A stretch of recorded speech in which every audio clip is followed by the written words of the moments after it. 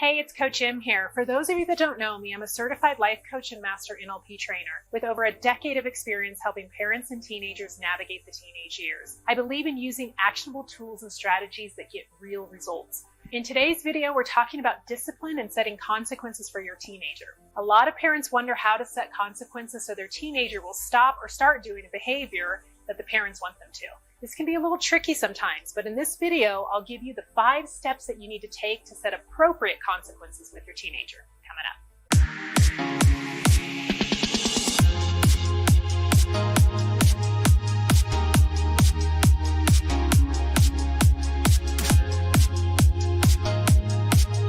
If you could do me a huge favor and hit that subscribe button for me, that would be great. I'm on a mission to get these powerful tools and strategies on this channel into as many people's hands as possible. Thank you. Okay, before we talk about the 5 steps for setting consequences, we need to talk a little bit about what the sole purpose is for setting consequences. Setting consequences is about teaching your child what you want them to know or what they need to know in most cases. It's not about punishment, it's about teaching. When we can remember this, it helps us to set appropriate natural consequences as a teaching tool, not as an arbitrary punishment. We also have to ask ourselves in each moment, what does my teenager need to learn right here and right now? And how can I help them learn it in the best way possible? Sometimes we resort to how our parents disciplined us, and we assume that it's what we should do with our child.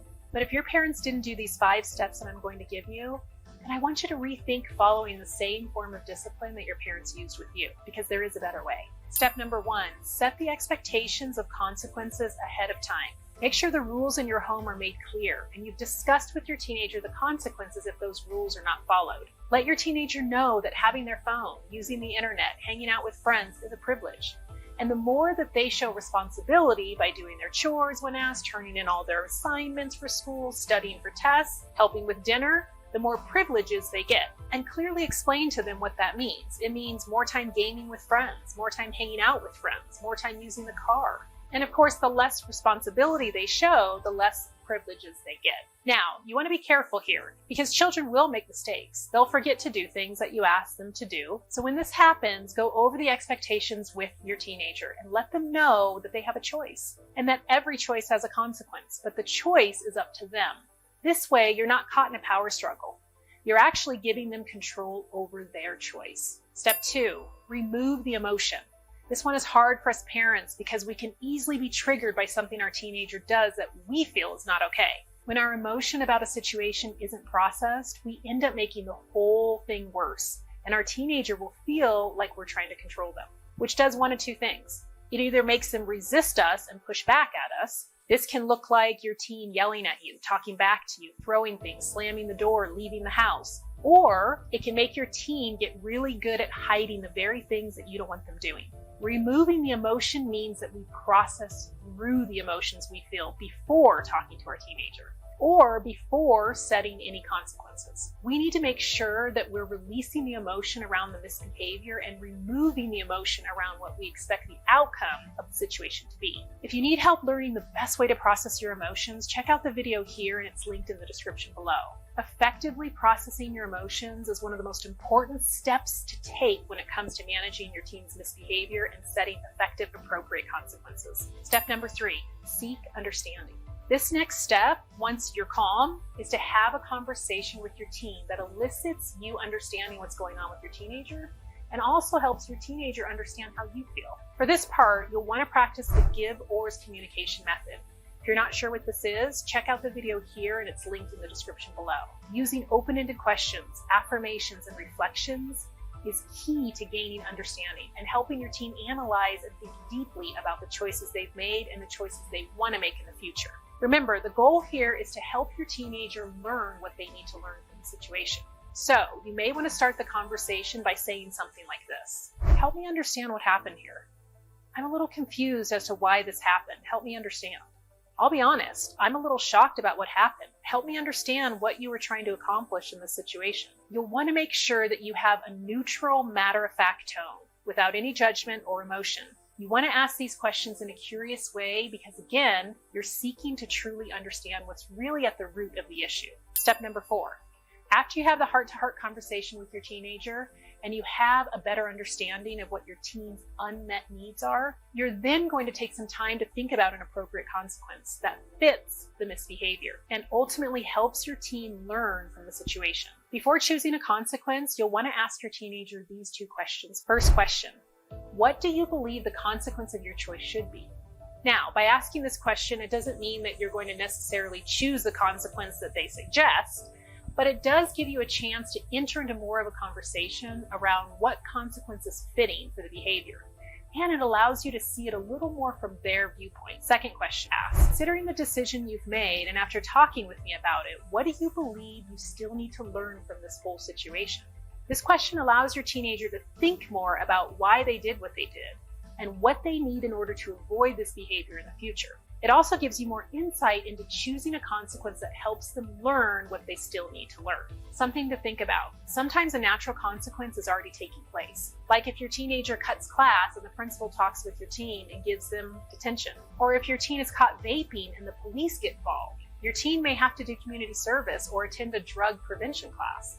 You'll have to decide if these consequences are enough. Be careful here, because if you're acting from heightened emotion, you can start telling yourself that you need to take away everything from your teenager in order for them to learn their lesson. But in most cases, this has the opposite effect. A lot of times doing this just causes teenagers to get better at sneaking around and continuing risky behavior. Because the bottom line is, if we don't help our teens sort through the reasons why they're engaging in risky behavior to begin with, and we help them choose a better alternative, then nothing will really change. There's always a reason for every behavior, and it's our job as parents to uncover the reason and give our teen the tool to help them make better, healthier choices. So make sure the consequence is a natural consequence that would actually happen in the real world. If you find out your teenager is sneaking alcohol or doing marijuana, think about what the natural consequence would be. Getting the police involved may make sense. Or having your teen go through a drug prevention class or finding a rehab clinic for them may be even more beneficial.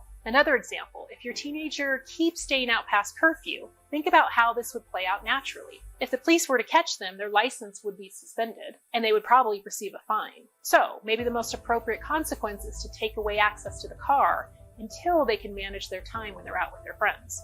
If your teenager is caught stealing from you, perhaps they need to learn more about how stealing breaks trust and can damage relationships. Taking away certain privileges may make sense, but also having them reflect on the choices they've made and even possibly writing a self-reflection paper for you on what they've learned could make more sense. Sometimes it's about reminding our teenager about the virtues that are important in life and what happens as a result when we don't make those virtues a priority. I highly recommend the book, What Do You Stand For? By Barbara Lewis to use as a character building strategy, especially when your teenager isn't making the best choices. The book is linked in the description below. And while we're on the subject of books that can really help your teenager make better decisions, I also highly recommend the book, The 4 Agreements by Don Miguel Ruiz, as a tool to help teenagers understand the 4 agreements that are important to remember in life. Those agreements are: be impeccable with your word, don't take anything personally, don't make assumptions, and always do your best.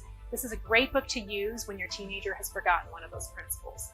I've linked this book in the description below as well. Again, you'll want to choose a consequence that truly helps your teenager learn from their decision, so that when you're not around and they're an adult, they'll think about what the best decision is for themselves. Step number 5, after you choose an appropriate consequence, sit down again with your teenager and calmly explain what the consequence will be and why. You may feel like you don't owe your teenager an explanation, but you want to emulate great communication skills for your teen here. You want them to see the importance of talking through a situation and being able to explain their reasoning for a decision. After you've explained what the consequence is, why you chose it, how long it'll be in effect, and when it'll start, then you'll want to make sure that you follow through. Consistency is the key here. When we explain the consequence thoroughly, we set a realistic expectation for our teenager. They know what will happen, why, when, and for how long, which also makes it easier for you to implement and follow through with. If you'd like more help in setting consequences for specific behavior, just click on the link below. If you enjoyed this video, please give it a like and share it with anyone that you think could benefit from it. And if you want to see more videos like this one, where I give you the best tools and strategies to navigate the teen years, be sure to hit that subscribe button down below and click on the bell icon to get notified when I upload a new video. And I upload videos every week. I hope that you have an incredible week, and I'll see you in the next video.